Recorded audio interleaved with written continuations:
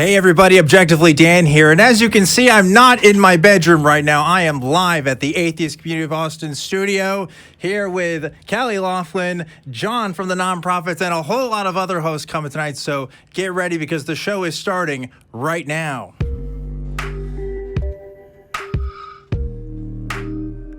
Hello everybody, and welcome to a live studio episode of Truth Wanted. I am your host, Objectively Dan. This is the live call-in show that happens every single week, Fridays at 7 p.m. Central Time. We talk to people about what they believe and why. And guess what? You can call into the number for that is 512-991-9242, or you can call through your computer at tiny.cc/calltw. Truth Wanted is, of course, a product of the Atheist Community of Austin, a 501c3 nonprofit organization dedicated to the promotion of atheism, critical thinking, secular humanism, and the separation of religion and government. And in case you weren't aware, we weren't just a remote show always. In fact, we've done quite a lot of shows in this studio, although it's been a minute. It's been about a year since I've been in here doing stuff with you guys. So I am happy to be here with a live studio audience today. Really excited about that, guys. Welcome to the show. Yeah, I feel like I'm amongst giants here. That's true. Kelly is a very small man,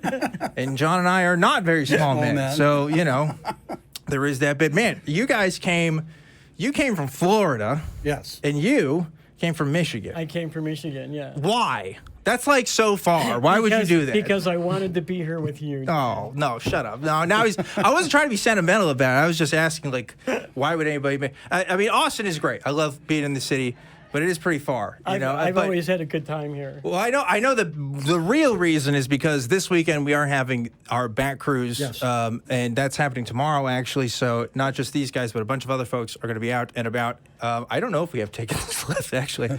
Maybe there's tickets. If there are, maybe they'll flash it on screen for you to buy. So if you want to still come, because it should be a good time. And then Sunday we'll be having our in-studio shows for Talk Heathen and the Atheist Experience. So you should definitely check that out. If you're somewhere around us, if he can make it from Florida and he can make it from Michigan, okay, I'm pretty sure, a lot of you guys could come out if you really wanted to. But hey, we all got different. Yeah, no excuses, people. That's what I'm saying. We do have open lines right now, so folks, do not leave our live audience hanging. Okay, I want to talk to some of you guys and have a conversation here. It could be about anything. It could be Bigfoot. It could be about aliens. It could be about God, or I don't know. Cholulu, whatever Kelly's hiding in his pocket over here. I don't know. Maybe he's got. I have an old picture of myself. Oh, yeah, you were showing me that, where you were like, Kelly came up to me, he was like, hey, did you know that I used to be skinny and wear ties when I was younger too? And I was like, Kelly, you didn't have to show me a picture of that. I would have believed it anyway. I don't think I've ever seen you without a tie at this point. And look at this tie. Isn't this tie marvelous? This is a really good tie. Crew, can we get a zoom on this tie real quick? It's been about a minute since I did not wear a tie. I don't know if we actually can do a physical zoom with this camera, but look, it's got some nice, there we go. We got some nice dinosaurs going on here, which is really good. I really like that tie, Kelly. I'm having a problem with my headphone. It was working perfectly before the show started. That's okay. You don't need to hear anything anyway. That's okay. I got one working. It's not like you're live or anything. I got one working. So it's totally cool. Good. Yeah. So before we keep moving, actually, we need to talk about last week's We Want the Truth segment. And usually I call in Kelly to get his camera on, but hey, you're here right now. Yeah. So what's up, Kelly? Not much. I don't have a. Yeah, you need to have that screen. We didn't get that set up here, but we do have our results. Every week we are asking you guys a question or a prompt, and we pick our top 3 answers from the comments section. So last week we asked you guys, what was the fallout of Jesus turning the water into wine at that wedding? Yes. And here are our favorite answers. Number 3 from Chuck Gatos, the fallout of Jesus turning water into wine. He was crucified for bootlegging. The church changed the story later to make it for our sins. That'd be awesome. If he was like a bootlegger, getting out stuff to the people. Drinking too much, that's kind of a sin, isn't it? I think the church had the monopoly on the wine thing, didn't they? Oh, yeah, so he's like violating the monopoly. Oh, yeah, I could see that. Okay, all right. Yeah, that's a cool version of Jesus. What else we got? Okay, number 2 from Know What? The fallout of Jesus turning water into wine. A lot of really bad karaoke. Ooh, that's going to happen tomorrow night, I think. That's going to happen later, yeah. That's pretty good. I like that one. That's a good answer. And from P.S. Schneider, 708, number 1 answer. What was the fallout of Jesus turning water into wine? Much like the fallout from Ice Nine and Vonnegut's Cat's Cradle. He turned all the water into wine by accident.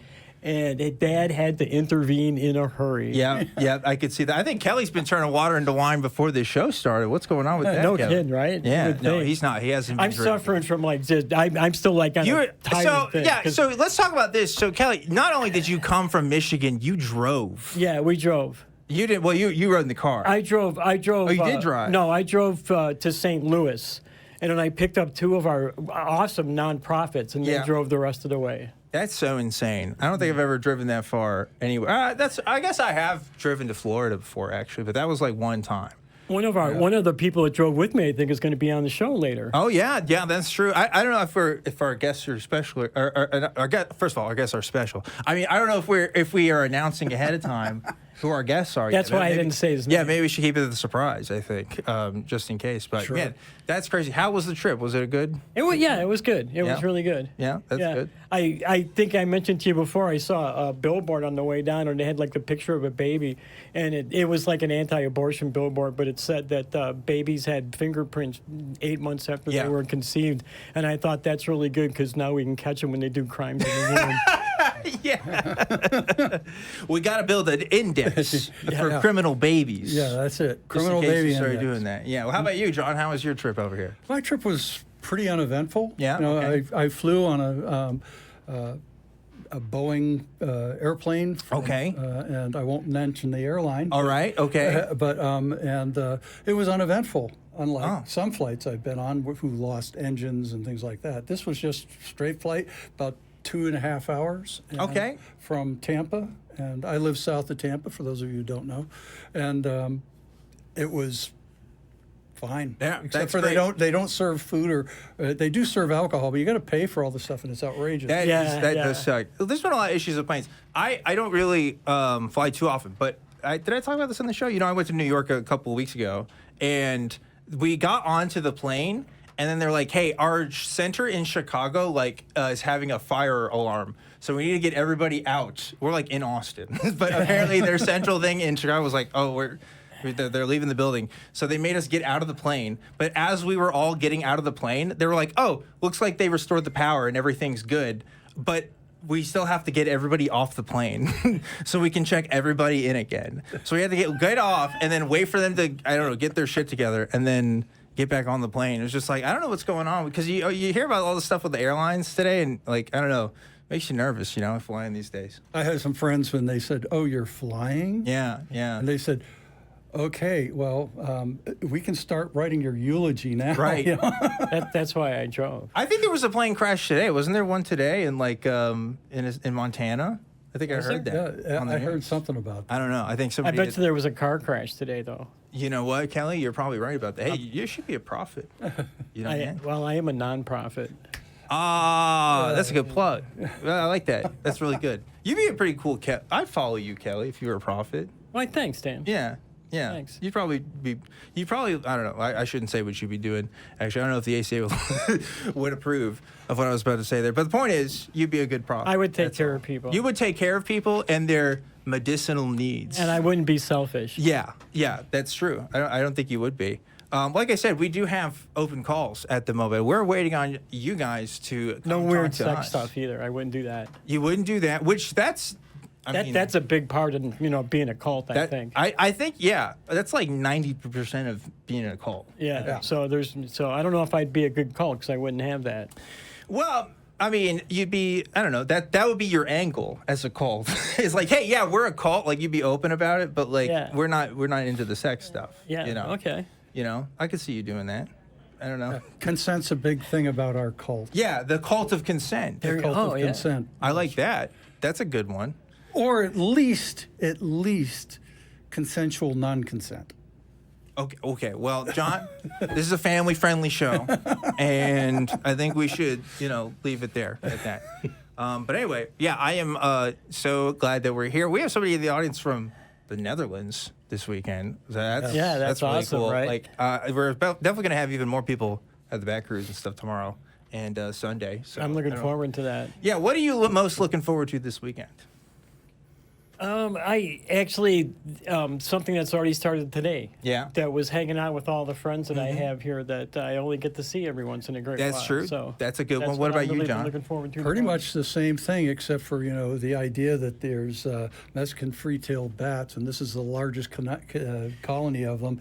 And watching those is just fantastic. It is. That's It's an amazing thing. I think last year, like, we didn't really get to see any bats, like, at all. I think There were some. I think there were some, but there's always a risk that they don't come out. They just decide not to or whatever. So I hope we get Taking to a see day off.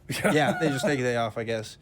It's kind of a crazy thing. Yeah, in case you don't know what we're talking about, we do have bats that come out of the South of Congress Bridge and it's like over, I don't know how many it's supposed to be. 1.5 million or something. Million and a half. 2 million something. Yeah, it's amazing. That's so crazy they can fit that. I wonder if it's a miracle. You think that they were multiplied the same way? I think it's sort of more like an atheist miracle because if you've ever seen bats come out of a bat house, one of those old tiny bat house, they usually have 20 or 30 of them in that little space. Right. So I built a bat house just for my Eagle Scout project. Really? You were an Eagle Scout? I am an Eagle Scout. Yep, Well, right. I was going to say condolences, but that's. Yeah, that's kind of there is that. I think was it Steven Spielberg that gave up his Eagle Scout ranking, I guess. I think in protest for gay rights or something. Really? Yeah, I think that was the thing I heard. Because it's I don't know what that. I guess you sign a letter and say I'm no longer an Eagle Scout. I was in the Boy Scouts, but I was lazy. I never got past second class stacks. Yeah. So my dad eventually became a Scoutmaster, so that kind of helped a little bit. There was a little bit of a motivation there, because then you look bad if you're the Scoutmaster's kid and you're not. Not only that, you come home after you've failed and. They've already got the switches already cut. Right, yeah, there is that too. Yeah, I don't think they're doing that these days. I will say this, talking about that, a lot of people were up in arms about people letting girls into the Boy Scouts. And that was a thing. You remember this a few years ago? I totally remember that. It's first of all, it's totally for marketing and stuff, right? Because they're losing numbers every year. It makes sense. And also, Boy Scouts is just fun. Yeah. I just think everybody should be able to do it. When I heard about it, I thought it was an awesome idea, but there's a lot of people that were never even in Scouts. They're like, "Oh, this is terrible." I loved going on camping trips and stuff. That's what I'm saying, right? Yeah. And plus, there's a lot of Boy Scout specific camps and stuff that they would never let Girl Scouts or anything do because it's a separate thing. So I don't know. They just teach them to sell cookies, right? That's part of it. They make a lot of money that way. Yeah, it just seemed like it was a total marketing. You know what you're supposed to do if you're a Boy Scout? You know what they sell? Popcorn? It's popcorn. Yep. And I remember when I was a kid, we made a killing in front of the local Blockbuster, right? Wow, just park in front of the Blockbuster, start selling popcorn, boom. Like the Girl Scouts in front of the dispensary. But now it's where do you go? There's no Blockbusters. You go to the dispensary. Dispensary? You're probably right. Dude, I bet they do that. I would not be surprised if we read some news story about some Girl Scouts making a killing in front of a dispensary in Colorado or something. Oh yeah, I would think that would be a prime location. Yeah, gotta be. Yep. Well, anyway, we still have again open lines, and we're waiting for you guys to call into the show. And like I said, don't disappoint our live audience here. Yeah. Give us a call. Don't disappoint me. This is my first time on a That's call-in right. show. This is John's first time. And usually you're on the nonprofits. Maybe you should talk about what the nonprofits is for folks who tell us haven't. what the nonprofits is. Sure. And I'm on the nonprofits usually once or twice a month.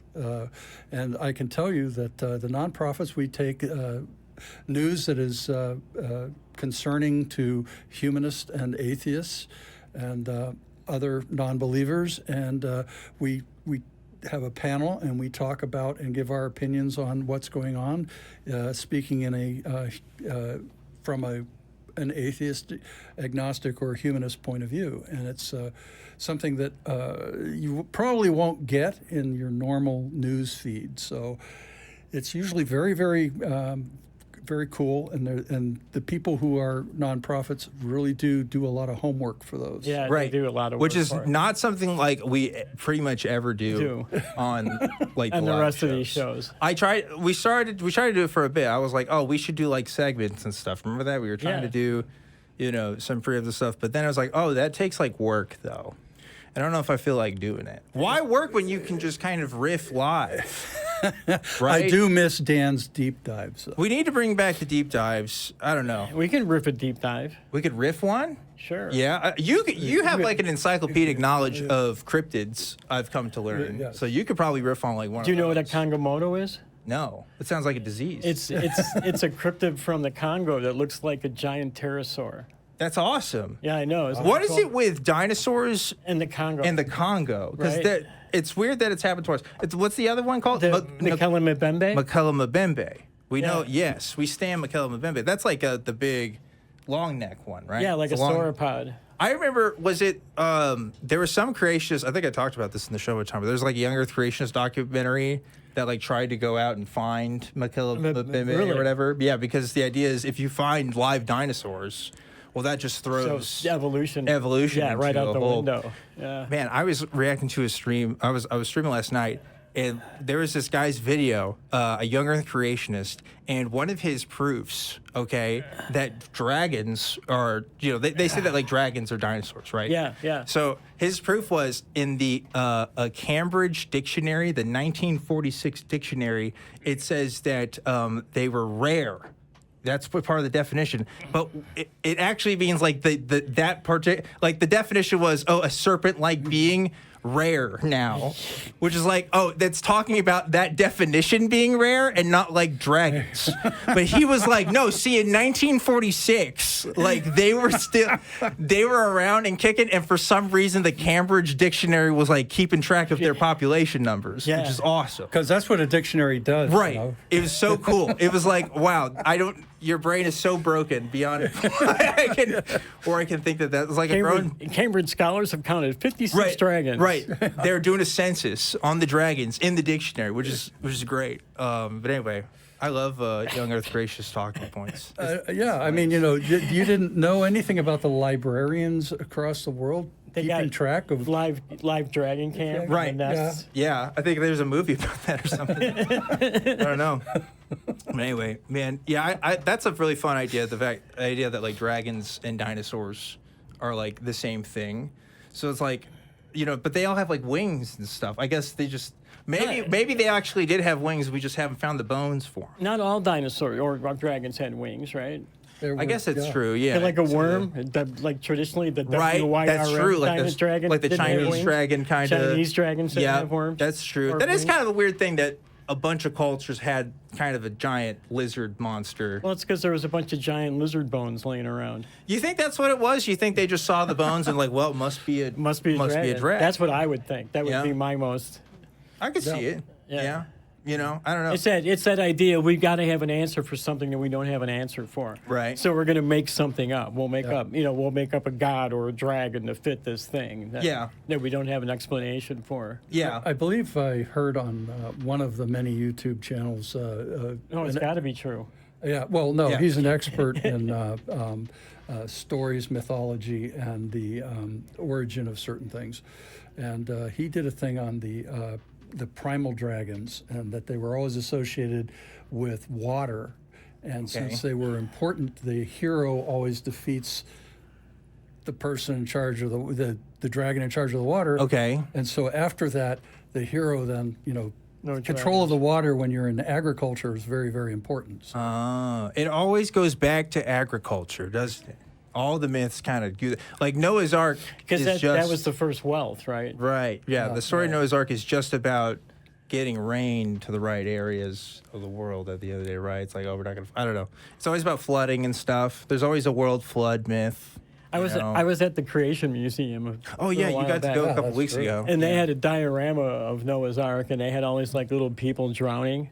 It was really weird. Oh, yeah. It was really surreal. Hey, kids, let's see if... Yeah, right, yeah. They got like all these little happening. kids coming through looking at all these like worldwide genocide. Dozens of people drowning. Brought to you by... Did they have dragons?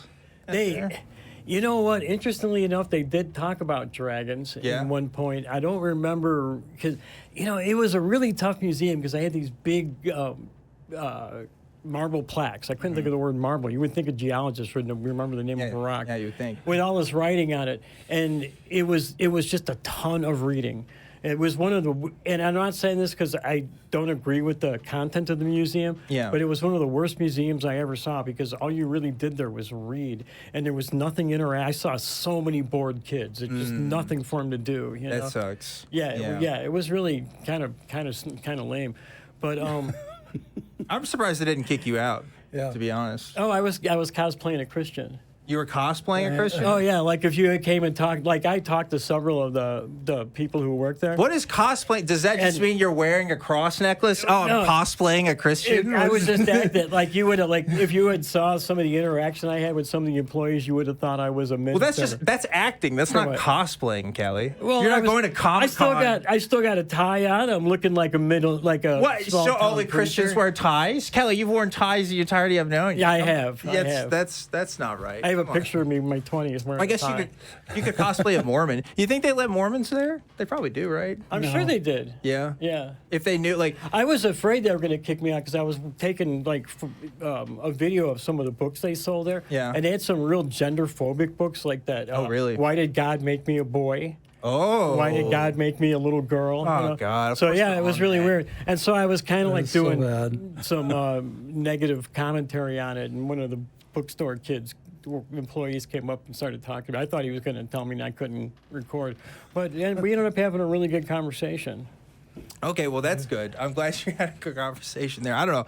I would feel like I would probably run my mouth at some point, and I would be caught. I guess, what do you do, though? You can't be like, oh, you're an atheist. Get out of here. Yeah, right. Right? Yeah, right. It's not really a thing. And I paid to get in. Yeah, they charge you a lot of money there, too. So I didn't want to just I paid to get in. I'm going to stay here, you know. Then you get arrested, and you have to go to the court and all that. And you have to go back for the court. So if you already paid too much to get there, now you're going to have to get back there to go to your court hearings. That's true. That sucks that they're having books about gender. Oh my God, they're doing. I know, the whole it was thing. really lame. Yeah, that's really lame. Speaking of lame, no, just kidding, not lame, because we do have some people who want to talk to us now. You ready to talk to some callers? I'm ready. All right, cool. Before we get to the calls, folks, you know I always give a shout out to our patron of the week every single week. We are always giving a shout out to the folks who donate on the Patreon. So I want to thank everybody that donates to the Patreon. But this week's patron of the week is going to be Paul Schneider. Thank you so much, Paul Schneider. Paul.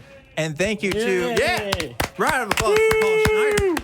And thank you to everybody that donates. You guys are amazing. And we also will be reading out Super Chats once we get them as well. So if you want to make Kelly say something, or John say something, or me say something, or one of our other hosts, we can definitely do that. But let's get to our first call of the night. We've got John from Canada wanting to talk to us. John from Canada, you are live on Truth Wanted. What's going on? Hi, John. Hey, John.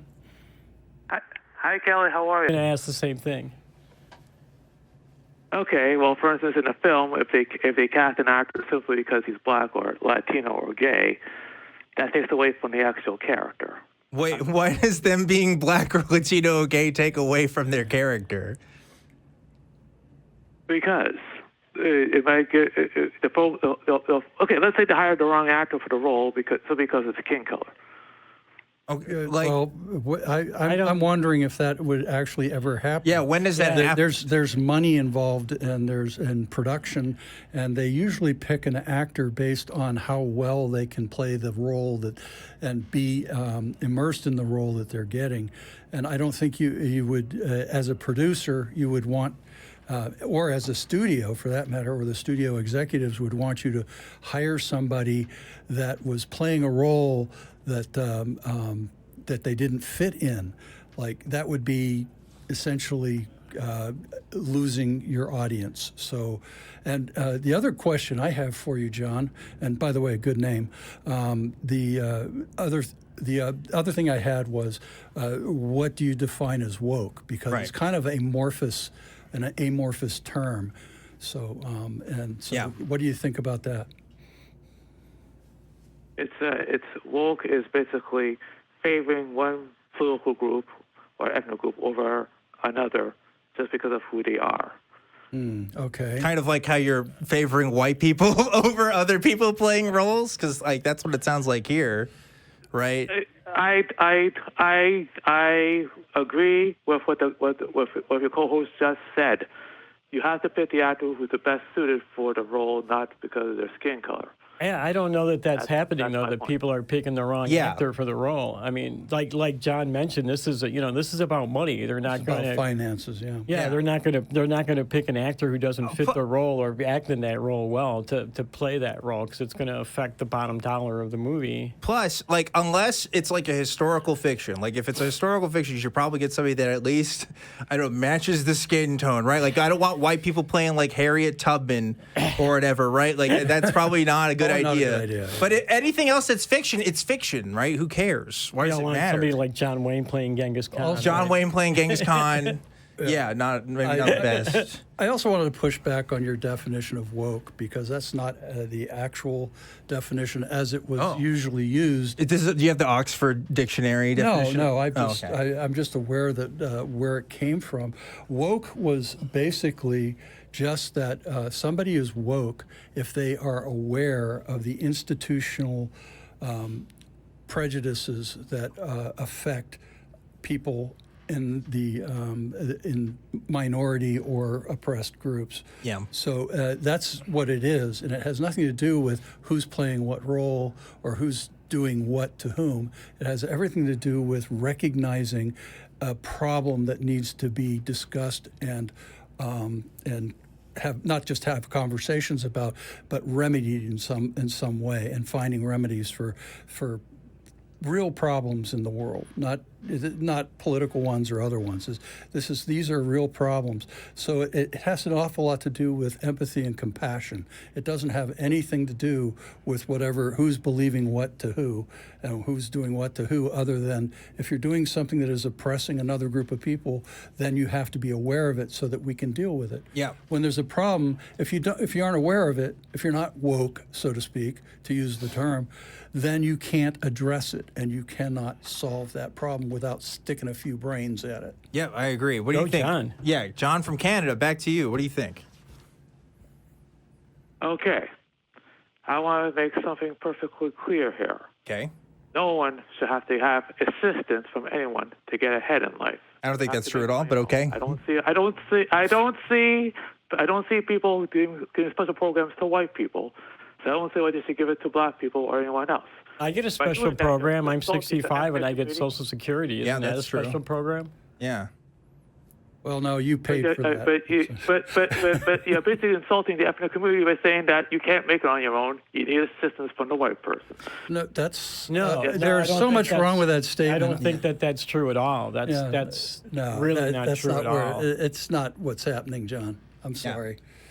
We have a concept called. That is what's happening. First of all, it's not like if somebody's black, that's like you get automatically signed up for these amazing benefit programs or anything like that's not how that works, right? First of all, but also like there is a concept that we have called reparations, which is this idea that there are certain groups. John, let me finish. There are certain groups of people who have historically been disenfranchised and have disadvantages when it comes to working with other people in competitive environments such as school or the workplace, right? And those past injustices still affect families today, right? For a variety of reasons. And in order to, address that, reparations, as you're referring to, is one of the ways that gets redressed. Does it have its criticisms? Sure. But this idea that everybody's equal and we've always been equal and nobody has any problems, that's just a fantasy. That's just not true, right? The data doesn't show that. Also, you have to understand that the opposite of being discriminated against is privilege. Right. And so, when you're talking from a point of privilege about things that you are not experiencing yourself, you are lacking not both the emotional education on it, but you're also lacking the intellectual honesty about it. Seriously, John, a black person getting a role that you wanted for a white person, how does that affect you? In any meaningful way? Really? Okay. To answer one of your questions, A, reparations is another word for socialism. And B, I am a huge Superman fan. Sorry. But Superman has always traditionally been drawn or portrayed as white. Okay. If I saw him portrayed as a black person, it would be complete betrayal. John, the character is supposed to look like. Superman's an alien. Be a white person. You understand that, right? He's not even human. Like, what do you mean he's always been a white person? He's not white. He's a Krypton guy. Yes, he is. He's a kryptonite. No, he's not, John. Have you seen about? He's a white guy. John, his ancestry's not from Europe. His ancestry's from space. What are you talking about? And, let's not discount somebody like Black Adam. He is portrayed like a white guy. I don't care. He's an alien. I agree with you. Why does that matter? So the point of Superman, first of all, is that he's supposed to represent the American immigrant experience. Okay, so that's a little something for you. That's not modern tellings of it, by the way. That's like from the origins of Superman and what he represents. But besides that point, why does it matter? Why does it matter that he's not white? Who cares? Because that's not how the producers or the creators wanted him to be. No, but that's clearly the producers did want him that way. He did. That's why they made the movie like that. I don't know what you mean. And I don't think you can infer from that, John, that anything you're inferring from it. You can't change someone's interpretation of it. I'm trying to put this up. When you adapt it, you have to be faithful to it. You can't betray it for wokeness. But anyway, back to reparations. You're talking about socialism, taking from the rich to give to the poor, which is wrong. I'm trying to figure out morally why that is wrong. I'm trying to figure out that Superman is white, so woke is bad. Yeah, I don't think we are portraying the. First of all, the author is dead. I don't know if it matters what their thoughts are on it, but even let's say that they wanted Superman to be a white supremacist. Like I don't want Superman to be a white supremacist, so maybe we should change that. Like sometimes ideas about things change and interpretations change over time, and maybe that's a good thing. And maybe we shouldn't always be looking towards the past and thinking it's the best thing ever. And maybe it's good that other people besides white people can see themselves in Superman, because anybody can be Superman. Maybe that's a better idea than just keeping Superman white for the next 500 years. I don't know, John. What do you think? Dan, you just described what Superman's about. He's a universal character. Therefore, it makes no difference what his skin color is. So why you feel the need to change his skin color in the first place? Plus, well, clearly it matters to you. Yeah, you're the one complaining here, John, not me. I didn't start this. I'm wondering, John, when did Superman's skin color change? Maybe I'm just out of date. There's here. a new movie that came out. Oh. But I haven't seen it. I don't even know who the actor is. I just know people have been talking about it. That's because my brain is rotten now because of the internet, and I know about all these dumb conversations. Yeah, attention span, blah blah. Right, yeah. Exactly. Have you even seen the movie, John? Do you even like Superman? Did you give a shit at all about Superman beforehand? Before this? Dan, I'm going to tell you this. You are talking to one of the biggest Superman fans in the world. Okay. Every movie, cool. show, I have everything. I'll take your word for it. I'm not going to. Who loves Superman? I'm not going to test your faithfulness towards your love of Superman. What I am going to question is why can't Superman just be black or be Mexican or be whatever? Why? You're still not convincing me. I only used him as an example, but the point is you have to be faithful to the example. But another example is that they're thinking of banning the works of Shakespeare because he's a white guy. Shakespeare's the greatest. Who's banning Shakespeare? I need specifics on that. Yeah. Who exactly is trying to ban Shakespeare? For being a white guy. For being a white guy. I've heard of it being banned for sexual reasons, but wokeness? Who? Woke is not a person. Wokeness Incorporated? Who is this? Woke does not have an agency, my friend. You need to, you need to tell us who is doing it or what organization. Is it Big Woke? Big Woke. Big Woke. Yeah. Or can we John, this sounds like specify something? It sounds like something you read off Facebook and you didn't fact check. Am I wrong? I'm telling you, it's happening. You're saying it's happening, but you haven't actually answered any reason or questions that we asked as to why or how. Like, who is doing it? A movement. A movement. Oh, yeah. Wow. Yes. A movement. That's crazy. Well, I don't think I can say what I'm thinking right now, but that's okay. all right, John. I'm against any movement that wants to ban Shakespeare. Does that make you happy? Yeah. I'm still woke though, by most people's standards. So I don't know what to tell you. I'm against any movement that would take away women's rights, too. Yeah, that's true. Well, speaking of the new Superman movie, it's a complete betrayal of the character because he's not portrayed as all-powerful. He's supposed to be, don't say the classical line, truth, justice, in the American way. They say truth, justice, in the national way. He's supposed to be American. All right, you're going to have... He's rescued by a woman in that film. All right, well, I'm not to be mean, but you're going to have to take that up with somebody who gives a shit, because I don't actually care, okay, about the new Superman movie and what they're doing with it. Maybe they're not doing as good of a job with it. I don't know. I don't have a dog in that fight. What I do care about is if you care about, like, whether black people or Mexican people or other people are taking away acting jobs from white people, because that's a malicious belief right there. Because you know why, John? You're going to start to see other minorities in your life that way too, right? Not just the people that you see on the big screen. Guys, I want you to know, I am a black person. Okay, I want you to know that. Okay. That doesn't mean that you can't have prejudices against other people. Like, if you start to see other people that way, at all. Well, look, I believe that people should be treated equally without any preference.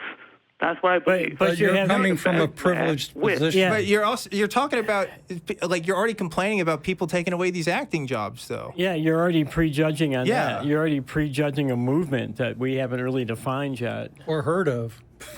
Well, where do I sign up? I'm going to describe I'm going to describe to you what woke is. It means that an American person, when they apply for a job, any job, acting whatever, they automatically get the privilege because of their skin color. I think you're thinking of DEI, John. That's something that's not woke. That's DEI. That's something completely different, and it's not quite. Well, what you're saying, then I'm against that too. Okay, well, I'm just saying that's not the same thing. And as woke. I gave you a definition that's actually commonly used for woke, and it's not that. So, were you even listening to me, or am I just, beating my gums here for no reason? Yeah, I don't know. He's thinking about Superman, probably. Yeah. John, we gotta get going because we have new hosts that we have to switch into our spot here. But I don't know, man. What I would say is, like, I would change this mindset that you have because, I think this is a really bad mindset. I think it's going to make you start seeing people in malicious ways.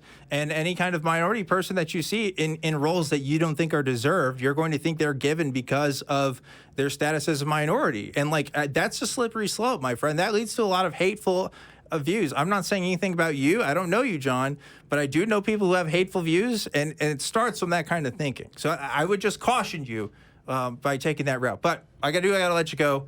Thank you for calling to the show. I hope you have a great rest of your weekend. Good to talk to you. And folks, I'm going to bid you adieu because we're going to switch out hosts here now. So Kelly and John, thanks so much for having me. Thanks for having us. Yeah. Well, thanks for doing the show with me on it. And well, of course, for the first time ever. That's right. You got a John to John conversation. Yeah, I know. It was like John squared. Right? Yeah, I like that. All right, well, boys, get on out of here. And while we're waiting for them to make their switch, I want to give claps for these guys. Excellent job for them. I want to give a special thanks to everybody, once again, that's donated on the Patreon. I also want to give a thanks to everybody that's going to come out to the Bat Cruise tomorrow. I did get word. We do have tickets. So if you still want to come and hang out with me, hang out with Forrest Valkai, hang out with J. Mike Secular Rarity, a bunch of other folks, you can go and do that. It's at tiny.cc/Bat-Cruise to get your tickets, and you should do that as soon as possible. And also, I want to thank the wonderful, amazing crew that have been putting this show together today. And we have some working remotely and some live at the studio. So thanks to everybody that has been able to hang out with us. And we cut into your time a little bit, folks, but I'm so glad you guys are here. Please welcome Helen and Eli joining me in the studio. Big round of applause for these guys. Hey. What's going on, guys? Interesting conversation you guys had there. Yeah, that's one word that could be used to describe that. What did you think of that, Eli? I heard somebody in the audience say, like, it's kind of like The Little Mermaid. Like, half of her is a fish. Right. So why does it matter? Like, right. White people are just used to seeing other white people. Yeah. And they really don't like it when they feel like, I don't know, something's being taken away from them. It's not like you can't watch the old Superman or The Little Mermaid. I'm just very confused. Like, maybe I just don't have the right brain. Yeah. But like, why do you care? I don't know. Don't we have bigger things to worry about? Maybe that's just me. I think so too. And John says he's black as well, which I understand. Like non-white people also like kind of have this take, but it's still a bad take. Like this idea that like somebody is going to be taking away opportunities because like, well, where are they supposed to go then? if they can't get a job anywhere, if they're I don't know, it's just a silly line of thinking. I don't know. It makes my brain hurt. I don't know. So you guys also had a bit of a travel to get over here. Eli, you also came. Rode down with Kelly. I'm the mystery person. How was that? That was a time. Yeah? Yeah. Tell me about that. I woke up at 11 a.m. yesterday. Okay. And because of the way things went because there was another nonprofit riding with us as well, and because of the way things went, we didn't leave until 10 p.m. So we just drove through the night, all night, to get to Austin this morning and slept a couple hours, and here we are. Why? I have to ask, why? Because witchcraft highly involves bats, and we're getting into that. All right. So it's going to be next year is going to be a witch year. That's like cool. Being in a car ride with Kelly that long has got to be a marathon in and of itself. Well, the good news is that on the way back I'll have the witchcraft. Right. I'm going to give it to you, obviously. Another story about Kelly. Oh, we do have open lines, by the way, so if anybody else wants to call in, you should do that. Number is on the screen for that. Also, you can call in online, and we'd be happy to talk with you. But Kelly came in here, and he, like, kept handing everybody a piece of bone. And like he doesn't even know what bone it is. Like he said, it looks like a vertebrae. I think he says vertebrae, but we don't know like from what animal. He's like, here, you want to hold my bone? Yep. He's just giving it to everybody. Like, you have to be very careful of who you say that to. That's what I'm saying. I cautioned him. But that's such like a geology sort of person It is. thing to do. Because I've known other geology people in my life, and they will also be like, here, want to see this cool rock? And you put it in your hand. Yeah. You know? You don't It's have like a choice. But as far as I know, Kelly could have found that like out behind the building. Like I don't know if he washed it or what. You know what I mean? Will find cool rocks and stuff. I own several of Kelly's rocks, and I'm wearing one of his rings right now. So I have a rock from Kelly too. Yeah, I so- should check if there's like a camera on that thing or something, or a microphone. I don't know. Kelly wouldn't care about anything. a listening device in the rock. Yeah, exactly. He's got no use for that. He just really likes rocks, and he wants to spread the joy. That's sort of his gospel. Yeah, I think. The gospel of rock. Gospel of rocks. He's spreading his love for that kind of stuff. So Helen, you came from quite a distance as well. Yeah, I've been at Ben's house since Monday. Right. And then we drove today. We left at 7 o'clock this morning, went to go get the rental car, and drove straight all day, pretty much. We only did 3 stops. So, Okay. Again, from El Paso. just wild, you guys. I'm so glad I live in Austin, and I don't have to like go I just have to drive north to get here to the studio, which is great, you know. And I'm very satisfied with that. But wow, that must have been a trip. What's it like riding with Ben? He is a very good driver. Okay. And he is very generous with you picking songs on the radio. So he was a good driver. And if you ask to go to the bathroom and tell him, he will stop for you. Oh, okay, great. Nice. So, I like it. Yeah. Respects On demand. Respects people's bathroom stops and playlist picks. Yeah. So that's good. Good. Yeah. Yeah, I think driver should be the least involved in playlisting. Really? Because I always grew up with the idea that driver gets to pick, you know, because they're the ones doing the work. Yeah, I mean, I participated. I was like, hey, toss this one on there. But, you know, I'm not handling it. we did rotation. So we went around, with me, Bree, and Ben. So this way we each got to pick songs. So Okay. that's nice. Yeah, well, that's good. Wait, what kind of stuff were you listening to?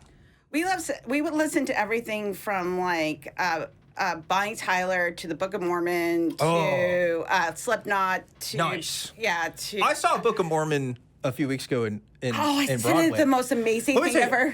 We were talking about DEI just now. That is a cast that needs all white people because it is funnier when it's all just white Mormon guys. You know what I mean? Like tap dancing and stuff. That's a good bit. Especially when they go to Africa. They do go to Africa. Yeah, so. And that's a whole thing. Yeah, there are some wild jokes in there that show could not have been written, I think, in 2025. I think it was written in like 2012. It's amazing how much the culture has even changed since then. You know? Yeah, I saw it with the touring cast back in 2018, and it was insane. And one of my really good friends, who's a music teacher, introduced me to that musical, and my life has been changed. Nice. Yeah, it's a really good one. Well, folks, we do have an audience today, and they are live in the studio, and some of them wanted to ask some questions. And I think we have a audience camera that we can switch to in just a second. There we go. Who's this handsome fella? Hey. What's up? Hey, I'm a long time, first time. Big fan of the show. Never called in before, never been here, but super happy to be here. Just looking around this awesome room, there's all these people that have had a lot of conversations with people that, frankly, they just don't want the truth. Right. That's true. What do we do? It feels like there's a lot of people out there today that really don't want to know what the actual science and data is. So how do we all kind of help with that?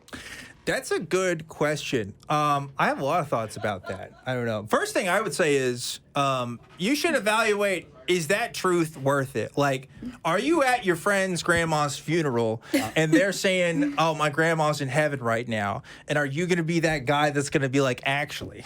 That's probably not true. Like, that's probably not, you got to pick your battles with this sometimes. But I think there's a lot of worthy causes to kind of pursue stuff with people. I don't know. What do you guys think? What's your first thoughts? Go ahead. I mean, I think you should just beat it into them until they take it. Just beat it. Yeah, yeah, just do it. That seems to historically work. Consensually. Right, yeah. that's how you do it. Okay, all right. I think that just from having so many different types of conversations, you have to meet people where they're at. But also, they got to their belief somehow. Right. And if you ridicule them, you're not going to make a change. Yeah. You can make fun of the idea. I think making fun, like if you think the earth is flat, I am so sorry. That's the most hilarious shit ever. Yeah. But on the flip side of that, but I don't want to attack the person. Yeah. And I think that not knowing all the personalities in your prefrontal cortex is actually in place that holds your belief system. So it's attached to identity. And, and we have to understand that this is not just a belief. This is a part of who the person is. Right. Yeah. That's an interesting perspective. Yeah. Because I think too, like you're right. Like, my standards of truth are going to be different because of who I am and my own experience and stuff, right? Like, if you're trying to say, oh, here's some facts, boom, boom. But if it's from institutions that people don't care about, like, what if somebody doesn't use science as a way to know true things? There's a lot of people that don't feel that way. Well, why do you care if you bring up science, right? You got to understand how people get to the true things they come to, right? What about you, Lila? What do you think? But I think that beyond just not attacking people, because there's things that are very clear attacks, but then like just being told that's not true or you have that wrong, like so that's an attack for some people. It's a little bit of an ego hit to realize that you got something wrong. That's a good point. People do not like being wrong. Nobody. So you have to inception them a little bit and make them think they're realizing they're wrong on their own. I don't know how to do it. I think some of the best moments of our show is when a host has been like totally wrong about something, and then like they come back at a later time and be like, "Hey, actually, I was wrong about this," because that takes a lot of humility. But also, when we do live shows, it's really crazy because it's like you don't want to look bad in front of the internet. What if your mom's watching? But also like, just in real life, people don't like being wrong. It's a hard thing to admit. Yeah. Well, even stuff you do know about, there might be new information that was presented that you don't know about yet. Right. So you can say, like, I know about this, but if there is new information or a correction, please let me know. So that's another thing, because you have to evaluate people's confidence level. Sometimes people just say stuff just to say stuff, and they may not be fully invested. And if you're treating it like it's 100%, then you kind of look like the fool. Yeah, you're taking it too seriously. Right, exactly. Like, I know a lot of people that will talk to me about conspiracy theories, and I feel like because they know we kind of do the stuff that we do here. They just want to like gauge me to see where I'm at. But sometimes they're just throwing out ideas, you know. Right. So that's something to consider. Yeah, I agree. Yeah, I think people are they're if they're working through thought experiments and they've been thinking about them more and they want to get feedback from someone that may not have the same perspective. So that's a great point. Yeah, and it's like, but if they're serious, like, well, you know, I'm thinking about joining this religion, you know, and you start asking questions, you have to gauge. Or if they're just saying, like, maybe I'll become a Mormon, and then you have to, it's like, are you serious about becoming a Mormon? What a great thought, because you as a skeptical person can be a safe space for somebody to explore ideas and maybe and when people are bringing up their own reasons for believing, sometimes they're just throwing out what they got or stuff that they've heard just to see if it sticks. Like, again, it's back to that confidence. They may not have full confidence in these ideas. They just want to evaluate that. I know for me, when I was having conversations with folks, that really mattered, that I could talk to somebody about it with a skeptical perspective and really hear what they had to say. But, you know, you have to involve that back and forth. Yeah. Even if you think they're absolutely wrong. Because they're human beings. They don't just get to, like, you know, you don't just put data into their brain and it's just like, oh, I believe this now. It's not how people work most of the time. Yeah. Yeah. And I was saying, just like you just made a point that reminded me of something I was saying last week that I now can't. Oh yeah, is that I like to share my perspective and share like what I think, because I know that I'm wrong sometimes. And if I just keep if I go on thinking to myself like, yeah, I'm right about that, and never share it with anyone else for the chance to be told that I'm wrong, I will never know, and then I'll just keep being wrong, and that's the bad part. Right. Being the wrong is the bad part, and I don't want to do that. So tell me that I am, so that I won't be next time, and now I'm wrong less. Right. For us, at least, we value not being wrong. That's another thing you got to consider. Maybe people just don't care. Some people just genuinely don't. They just want to be trolls. One of my friends said, you know, be excited about being wrong, because that means you just learned something new. So, you know, and you can have a big brain. Yeah, that's like an ex-KCD comic or something, right? I think that's true. Well, that is a great question. Thank you, strange audience member who I have no prior affiliation to whatsoever. Who was that mysterious, handsome man? Can we get him out, actually? We'll never know. We'll never know. But maybe we can take another audience question if the crew is ready for that. I think they are. They got into the ready position as soon as I said that, which is great. Good feedback on their part. We have the best crew. We really do, and they put a lot of effort into making the show run as smoothly as it's gone so far. Yep. So shout out to the crew. A whole different beast today than normal. It is. Yeah. Can you believe we used to do this every Sunday? Regularly. It's crazy. A lot of time that got put into this stuff. But I think we have an audience member ready just now, if we can get that camera going on the audience in just a second. And we will as soon as, hey, it happens. Hello, random audience member. Hey, Truth Wanted. Hello. Fun to see you here today. Hello. I had a question for you. So John from Canada just called, and he's a success story of sorts. What are some good failure stories that you have about trying to talk to somebody who's religious? You know, what's your big epic fails? Ooh, I like this question. I don't know if anyone's asked me about epic fails before. What about you guys? You guys got epic fails? Oh, Dan, you've done this so many, like, you have so many more files to choose from. Yeah, but I'm successful every time. I have no... Your track record is spotless. It's absolutely spotless. I've definitely had things I wish I could handle differently. Here's the one time I think about sometimes. There was a Talk Heathen episode, and it was me and Johnny P. Angel, and a guy was calling in, and he was saying we should preemptively arrest gay people because they're all sexual predators, and so might as well just round them up and do that. And I was so mad at that.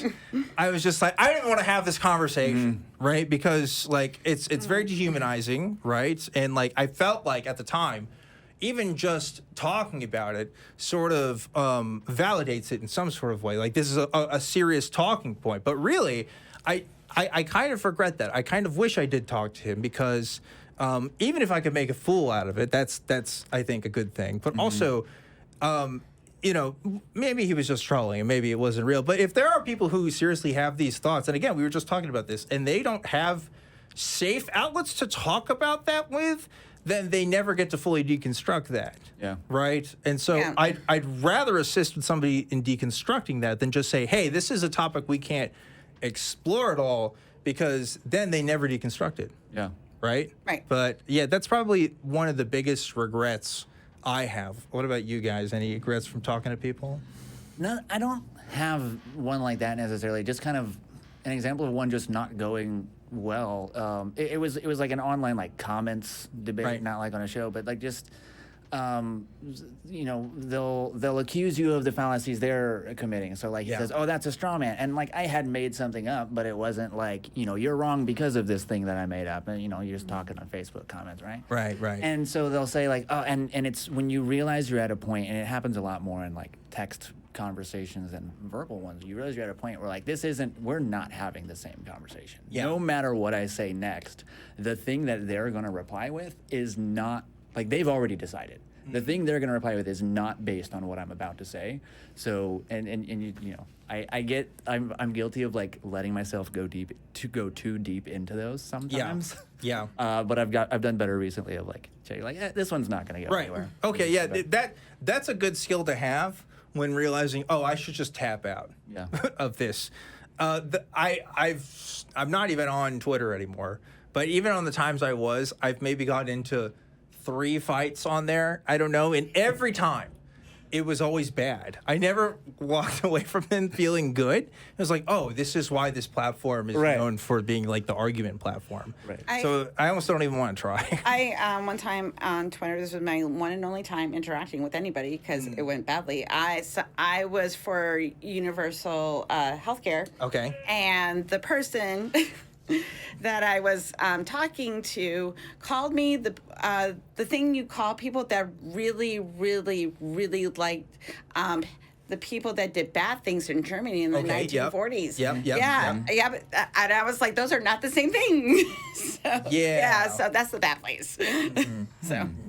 Yeah. Any regrets you have from conversations, or just I think like I do, so I haven't done one in a few weeks, but I do. On the ACA has we have TikTok, and I do debates and like promote the shows on TikTok on Tuesdays, and also Richard Delfer will do it. He'll pop on, and I was talking to someone, and I was nudging him just a little bit, and then when we got to the age of the Earth. I went to the wiki page and I go, there's 213 sources right here on the age of the Earth. You have a Bible. Who's more correct? Possibly. Well, the Bible. Obviously, because and do you know what happened? Why all those sources exist? Because they strayed away from God.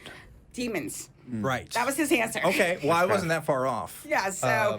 And I just was like, I wanted to think of a follow-up question, but I think my brain just kind of short-circuited, and I was like, I don't know what to say. Where do I go from here? Yeah. That's the thing. I mean, we already talked about this in a way, but people are going to be trolls, and it's not going to be worth your time. I think you have to genuinely analyze whether people are talking to you in good faith. No, he was 100% serious.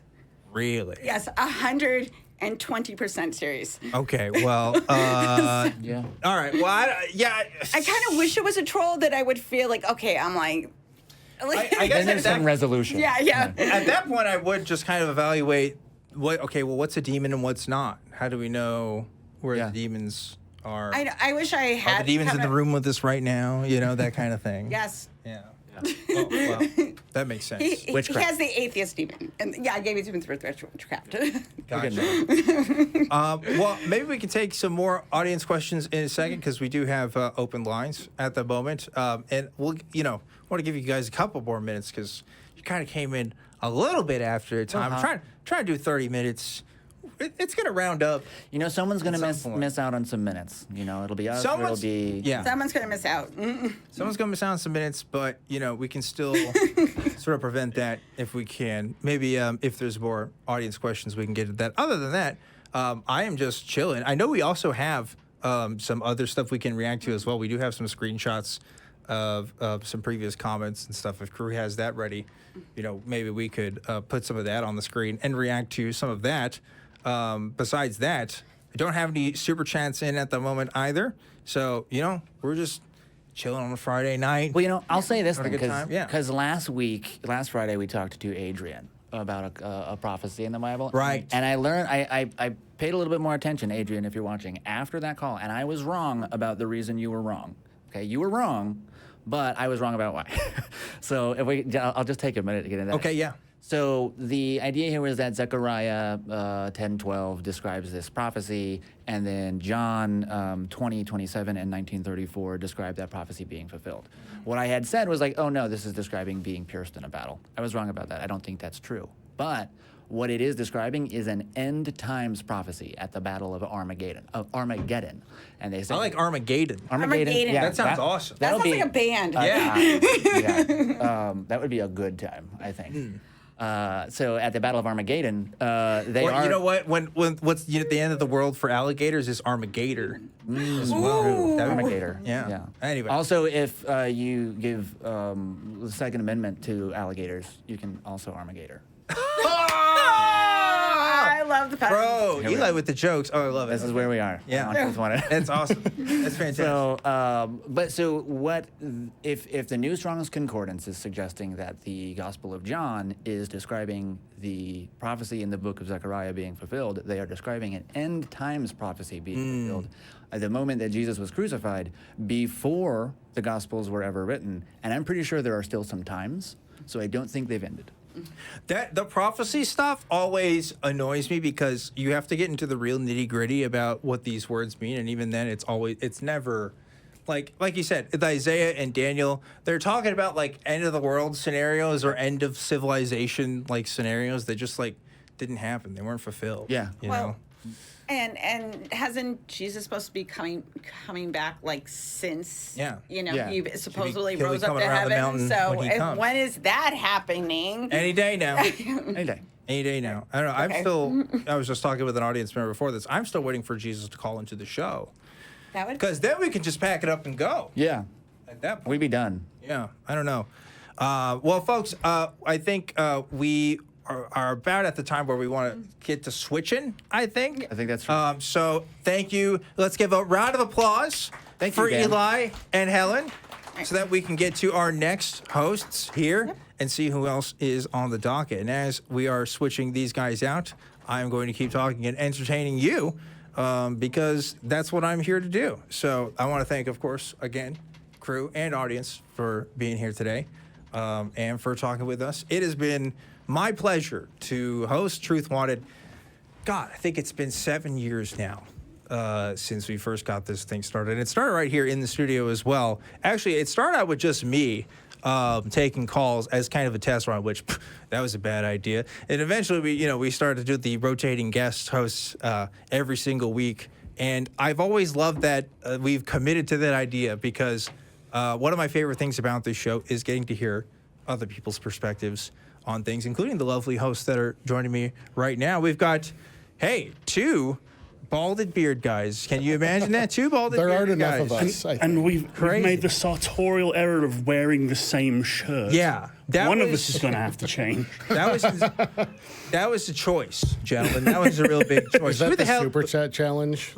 Enough super chats and one of us will change shirts? No. Well, there was that one time in the before the show when putting this shirt on for the first time in the studio. I was nipples out on camera. Oh, yeah. But it wasn't for the public consumption. Right.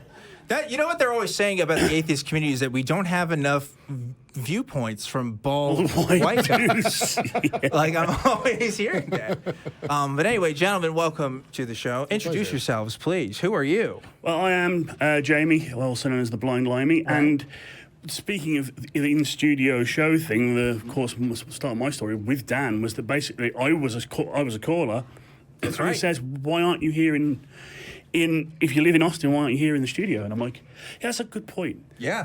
And So we made that happen real quick. But now I feel a little bit guilty that all these people have flown from all over the country and I live like 4 blocks. Yeah, you're another one that's just here, where it's like, I'm just vibing. Yeah, you Ending come with the Austin crew. Yeah. Right. And you as well, Ben. Yeah, my name is Benjamin Clodfelter. I've been part of the ACA for a little over a year and a half now, helping with community development, fundraising, just about anything, trying to get stuff organized and together. And every once in a while I get to be on these shows with such amazing titans of debate and philosophy and atheism. So really appreciate you guys having me on. Well, I appreciate having you on the show. And we have another call to get to. You guys want to get to a call? Absolutely. All right, let's get into it. We have Lucy calling in from Texas. Lucy, you are live on Truth Wanted. Welcome to the broadcast. Thanks so much for having me, y'all. How you doing? Doing fantastic. Love getting some calls in tonight. So what do you got for us? Well, I want to talk about the intersectionality between Catholicism, rural Newfoundland, and ghosts. I want to talk ghosts. That is the first time I've heard that sentence uttered by a human being. And I'm all for it. So tell me about that intersection, because I have no idea where you're going with this. Killer. So I have your attention then. Fantastic. Love it. Yes, 100%. So I just got back from a trip with my family up to Belle Island, Newfoundland, which is one of the most, actually the most, haunted island in North America. It's had 6 documentaries made about it. So Lucy, I'm sorry to interrupt you so early into, how do they measure that? Is it just like how many stories, or do they have like a meter? So I feel like that's going to be part of it. Okay, is the stories for sure. All right, I'll let you get to it. But I do think, oh no, that's okay.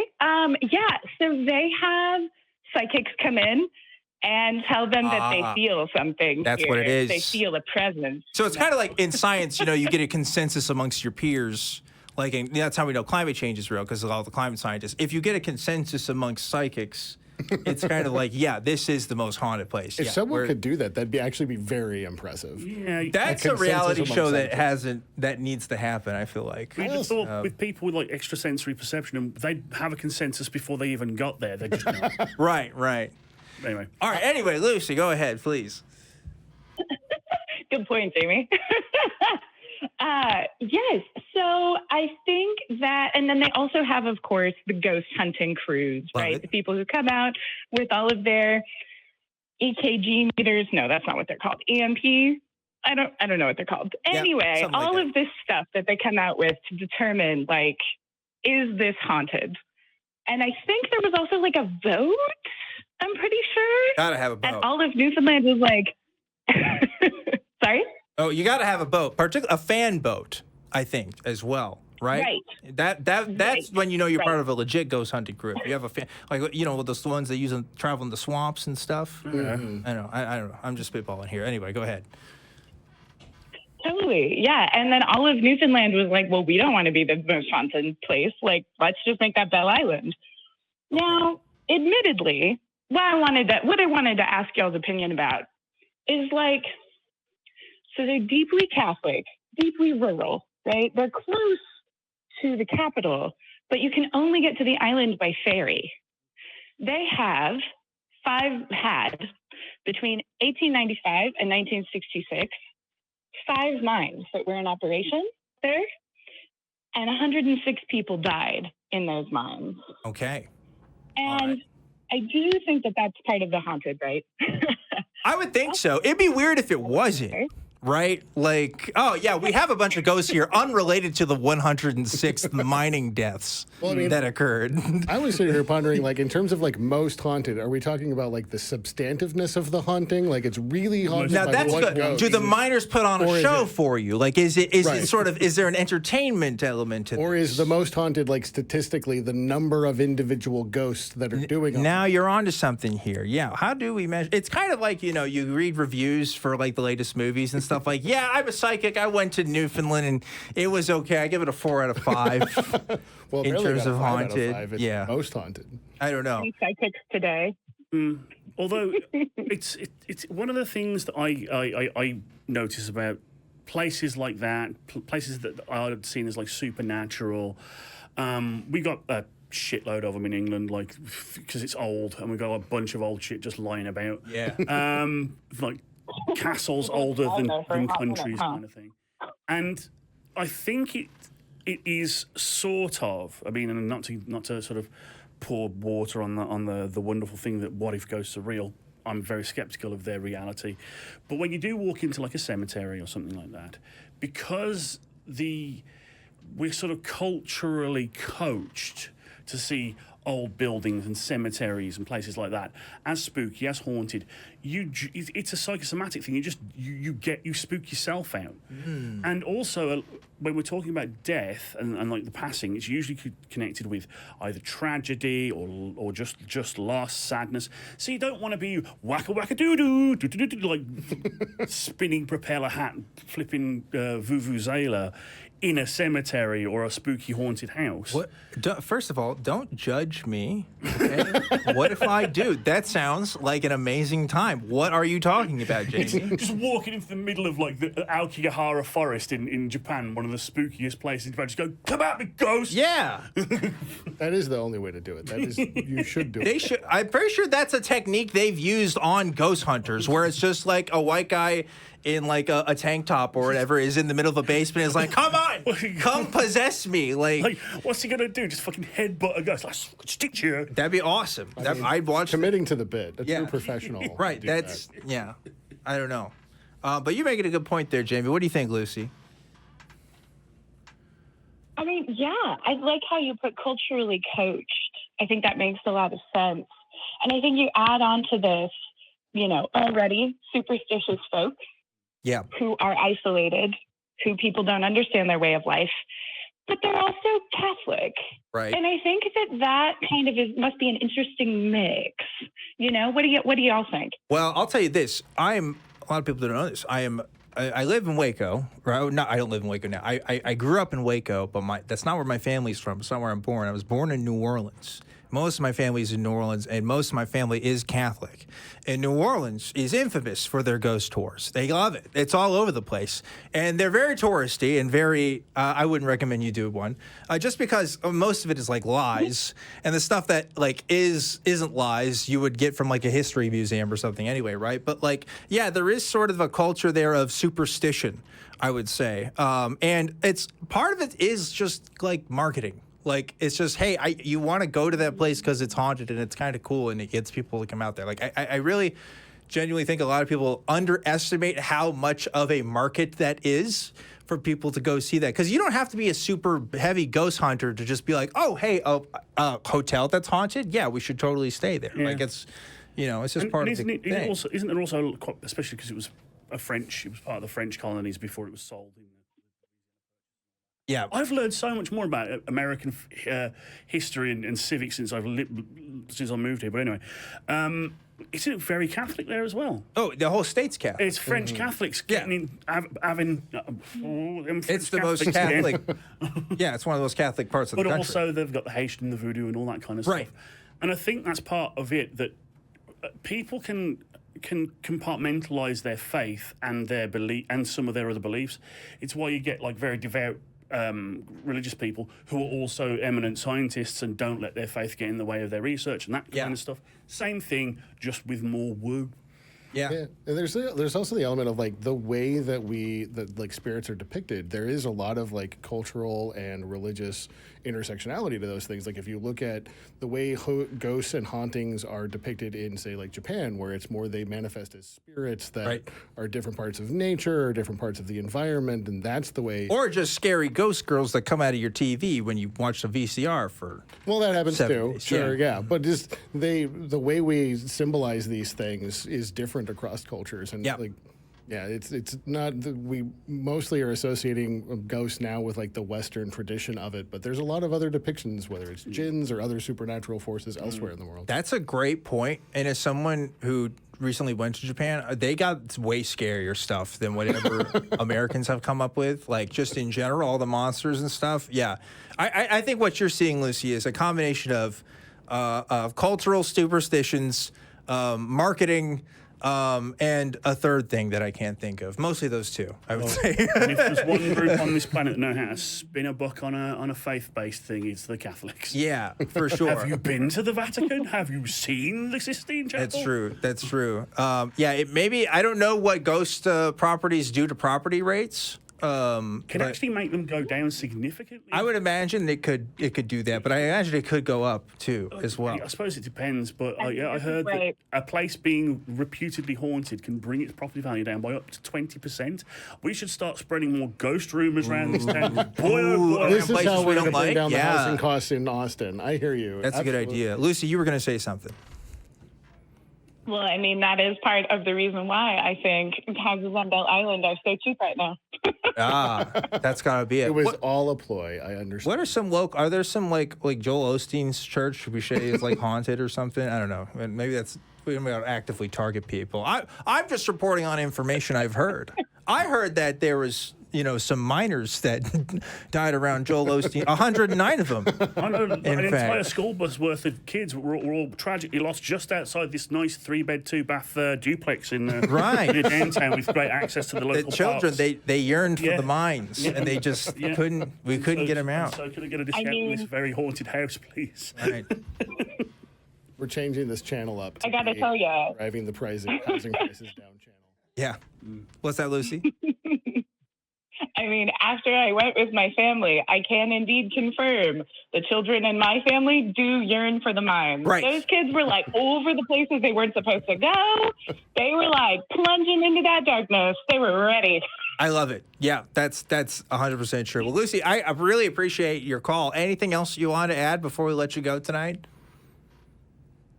You mentioned minors performing, and I just wanted to mention they do actually have a theater of the minds on Belle Island. And the idea is that these high school kids who are part of sort of an art internship program come over and they put on the plays as the ghosts. No way. The children are actually minors? That's awesome. Oh, that's so cool. They yearn for the mines. It's full circle. I love it. The name is true. The miners are minors. Get it? Get it here first, folks. Fantastic. So funny. Your end will not be swift and it will be brutal, Dan. Let it be in a mine, of all things, please. Look like my ancestors. Bury me there.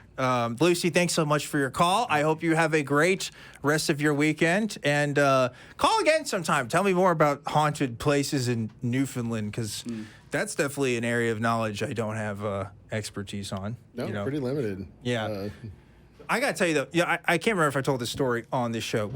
Last time I did a ghost tour in New Orleans, we stopped by this swamp area and they encouraged people to take pictures.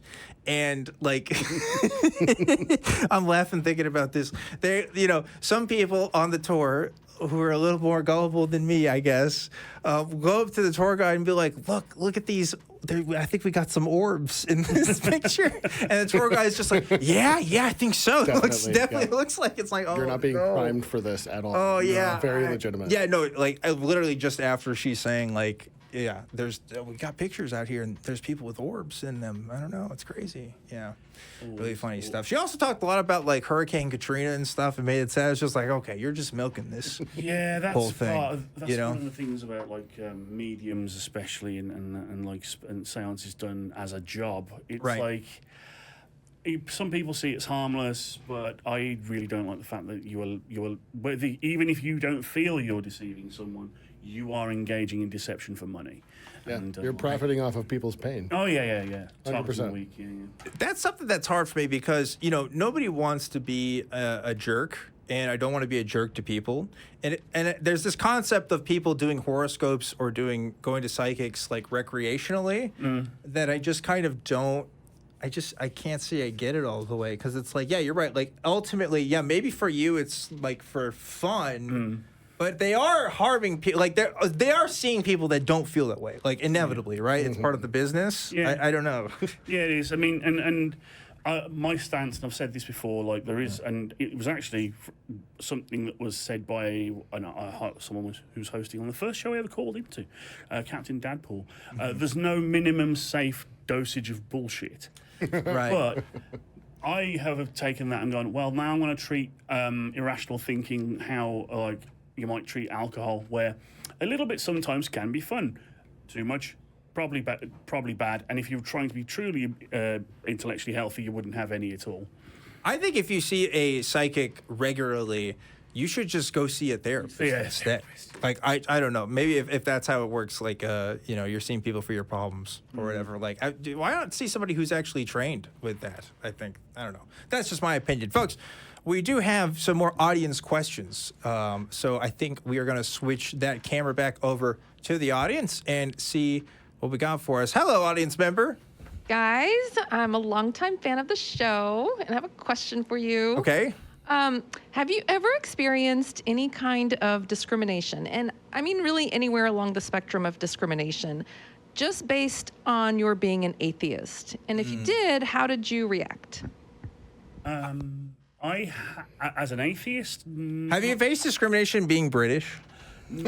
Yeah, a couple of times. Okay, so I work in a call center as my job, and 95 times out of 100, people are very nice in terms of like, oh, I could listen to you talk all day, right? But and I'm like, no, you can't. But some people are like, I can't understand a word you're saying. Why are you over here anyway? And I'm like, I live here. So anyway, but the only discrimination I can think of that I've encountered, other than disability, which is just people trying to take the piss out of the fact I can't see very well, I actually I've been on the receiving end of a little bit of sexism. Which was interesting. Okay. I used to work in a different organisation where I was taking calls from to do with pregnancy. Okay. And of course, the knowledge I had and the information I was able to give. See where this is going. Was the same coming out of my mouth than a lady's mouth, but people would prefer to speak to a woman about these things. Okay. And there's just for their own comfort, their own preconceptions. Now, of course, understanding that. Yeah, I could understand why you'd probably want to do that. Yeah, and makes sense to me. Which is why I don't go like, oh, I have been a victim of sexism and have been profiled. No, it's kind of understandable. It's the kind of people who say, oh, it's racism against white people. It's like, in the most technical sense, but not really.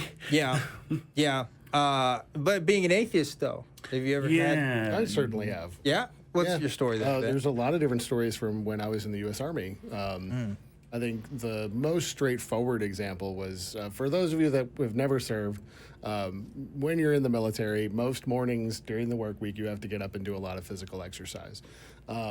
It's called the PT period, physical training. And one of the units that I was in decided they were going to do a pancake breakfast. And it was during PT hours. You could choose to go to that, or you could go do PT. You could go for a run. Okay. You could go get pancakes, and it was a prayer breakfast. The unit chaplain. Oh, so wait, so it's actual pancakes, because when you're talking about the U.S. military, I just assume that's a euphemism for like, oh, you're gonna get your face pounded in like a pancake or something. I mean, I'm sure that has probably been used by someone as a euphemism, but that wasn't regular nomenclature when I was in. Gotcha. No, pancakes meant pancakes, right. and it was you got to have a nice little delectable breakfast, but you'd have to sit there and listen to the sergeant major of my battalion preach about how important faith was to being a leader and a soldier in the military, and then listen to the chaplain give a sermon. And so I was like, I raised my hand to volunteer to go to the prayer breakfast. Everyone knew I was an atheist. They were like, Sergeant Clodfelter. And I was like, what? Tell me I can't go. And they did let me go. But then afterwards, when I was like, I would like to have a secular breakfast where we just talk about leadership and skills and things like that. And I received no end of pushback. What organization am I a part of? I was part of the Military Atheists and Secular Humanists, but they pushed back on that, wouldn't validate it, wouldn't approve my request to have a secular breakfast. That's kind of funny, because aren't you like the whole, like, if you're a Christian, aren't you trying to preach to the unbeliever? Like, don't they want you there? Isn't that, Yeah. They didn't deny me going to the breakfast rather than going for a very long run. But it was my attempt to try to have one that was non-religious that got absolutely shut down. Yeah. Just my period of, I was part of the Military Atheists and Secular Humanists at Fort Drum, and then later at Fort Campbell in Kentucky. And the number of times we would get approval for something by one chaplain or by one organization, and then later they'd be like, well, atheists aren't real, you don't exist, and would just deny our letter, our paperwork, or it got lost. Was very regular, and the number of times we were forced to engage in prayer was very constant, despite us protesting and saying this isn't a lawful order. Yeah, that's not great. I don't know. Again, it's just, you'd think when somebody knows you're an atheist, it's like, oh, I should invite them to the Christian thing. I should make them feel welcome. And they would, but they wouldn't let us do it. But you can't do your own thing, right? No. Like, you can't proselytize to soldiers that have to be there. Right. I'm understanding now I've been spectacularly lucky in that I've never not been honest about being an atheist, but I came here and was married to someone who didn't mind it at all and it was not a problem. And the only friction we had with that was that she was a Wiccan, and I respected like what she wanted to do with that and her superstitions, and didn't push back on it.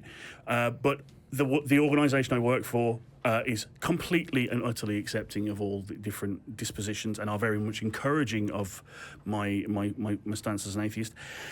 And then I fell in with these chumps. Yeah. Of course, they're not going to discriminate against me because I'm an atheist. How about yourself, then? I will say, thank goodness I'm married now, because when I was on Tinder... Oh, boy, here we go. I'm just saying... Oh, what are your hobbies? Well, I like to do podcasting. Oh, what is your podcast about? Oh, here we go. Yeah. Conspiracies, Dan. You answer with conspiracies. It's all truth wanted, but it's not like Alex Jones. That's what that was the starter thing. Because it's like, no, it's just, it's supposed to sound like it, but it's not. Yeah, so I don't know. Yeah, I think it's just kind of awkward and weird for most people, especially who haven't.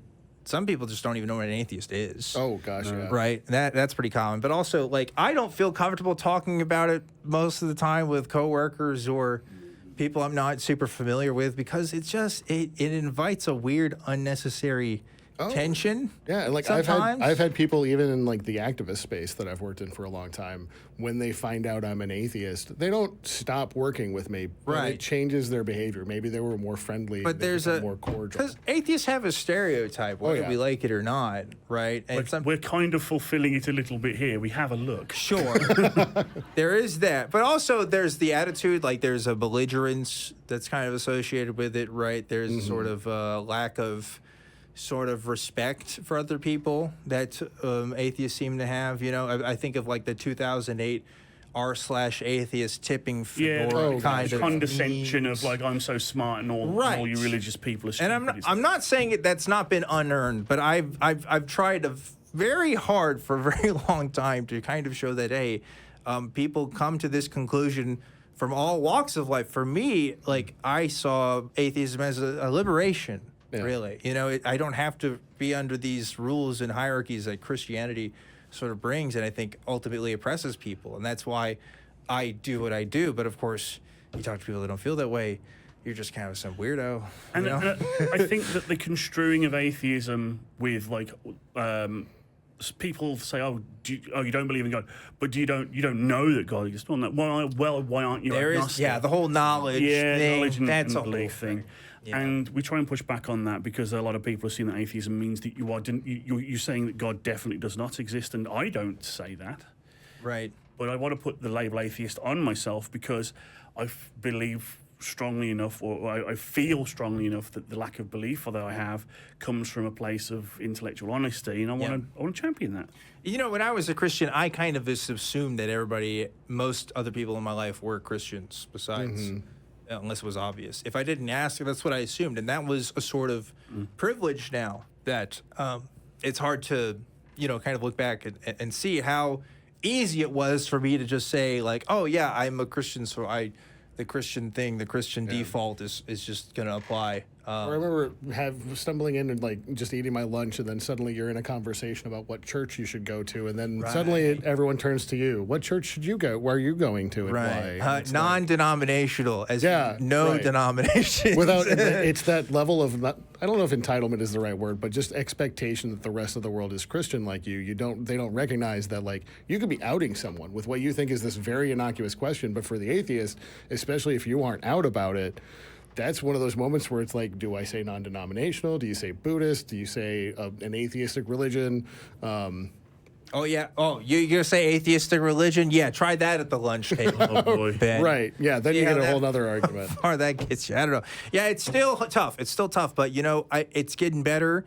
I still believe it's getting better for atheists, even though all the crazy shit that's happening in this country. The internet really has made people way more comfortable having conversations and people, being out and about this stuff. And I don't know, this organization wouldn't exist unless we all thought the same thing about it. So, and it's one of the reasons why we do what we do and have like the back cruise each year and stuff. Is that it's not, some people don't have the luxury that a lot of us have, right, where they have a safe space they can come to. And a mysterious man who may or may not have asked a question earlier in this is also trying to champion having literal physical spaces for people to go to. Absolutely. And I think it is quite important to find your tribe. And that man, Albert Einstein. Superman. I don't know.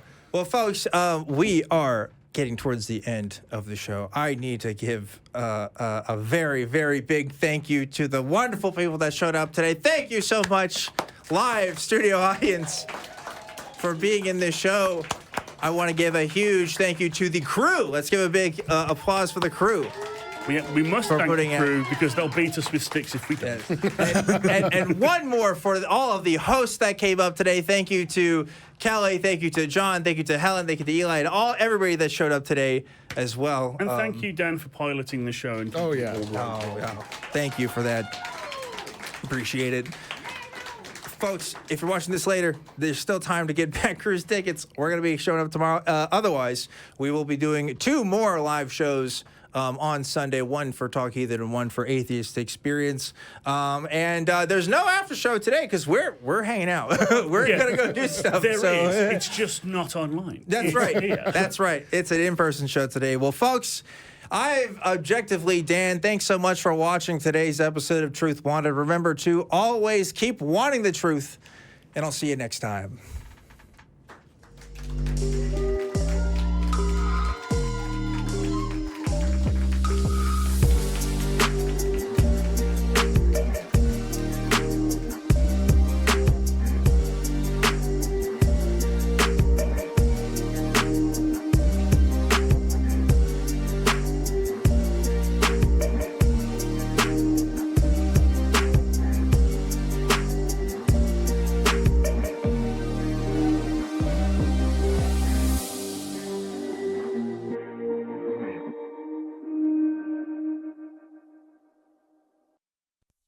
Watch the non-profits and join the hosts in the live chat. Visit tiny.cc/YTNP.